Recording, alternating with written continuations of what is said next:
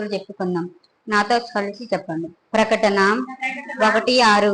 మనలను ప్రేమిస్తూ తన రక్తం వలన మన పాపము నుండి మనలను విడిపించిన వానికి మహిమయు ప్రభావము విగాయమును కలుగును గాక. ఆమె. ప్రకటన 1:18. భయపడకము, నేను మొదటి వాడను కడపటి వాడను జీవించువాడను, వృద్ధునైతే గాని ఇదిగో విగాయుగమును సజీవనైన మరియు మరణం యొక్క పాతాళ లోకం యొక్క తాళపు చెవులు నా స్వాధీనంలో ఉన్నవి. ప్రకటన 4:8.